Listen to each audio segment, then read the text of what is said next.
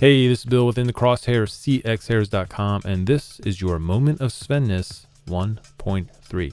This episode, we're going to go back to Scheldecross Antwerp, a C1 race that featured Mathieu van der Poel, Laurens Sweeck, and Tom Meeusen at the front of the race.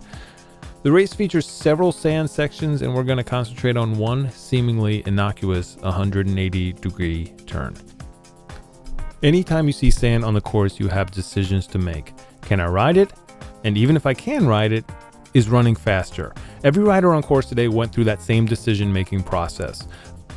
The question, however, is if they are confident with their decision, or will they find themselves second-guessing their pre-race preparation. As we can see from the group going through this section, it is hardly rideable. Unless, as we slide things back a couple ticks, your name is Mathieu van der Poel. But even MvdP isn't too smooth the first time through this turn and has to put a foot down. This allows Tom Meeusen, who dismounts and runs, to make the pass. Next time through, MvdP is leading again and rides much smoother. Meeusen, despite making the pass by running the previous lap, follows MvdP, bobbles, and loses time. When I watched this race live, my thought was that this turn was the difference in the race, and MvdP's ability to ride it was where he gained time on the competition. So I put my theory to the test. Next lap, Laurens Sweeck is leading, and he dismounts and runs. MvdP is in second and rides. The clock starts when both riders come around the left-hander before the 180-degree turn.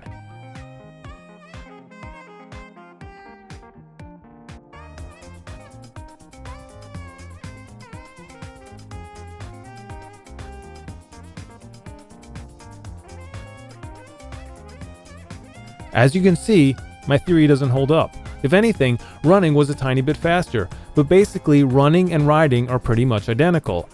Here's the next lap with Sweeck leading and dismounting. MvdP rides the turn really well, but doesn't make up any ground on Sweeck once again. Although my theory about riding being faster may not be correct, my initial thought that this corner is where MvdP pulled away from the competition holds up. And it does so because his fellow competitors believe, as I did, that riding was the fastest way around this turn. Point in fact, if we fast forward a couple laps, now MvdP is in the lead and Sweeck is trailing. Instead of staying with the quick running line around the post, Sweeck tries to follow MvdP. He doesn't fully commit and has to bail out and run.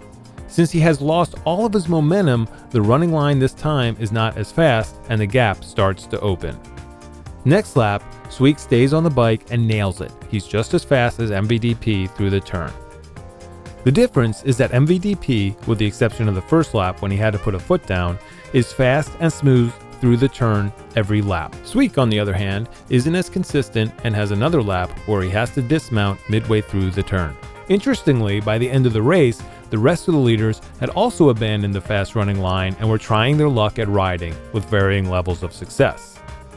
In the end, my theory that MvdP's riding of this feature was a key to his win was correct. However, the reason why I thought it was a key was wrong.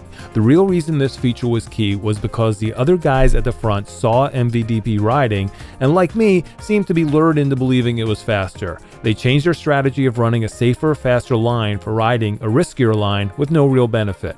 MvdP rode it clean every time but the first. Everyone else had trouble and the gap grew.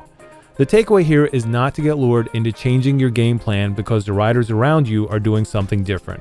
Unless one, what they are doing is truly quicker, and two, you are confident your skills will allow you to do what those around you are doing.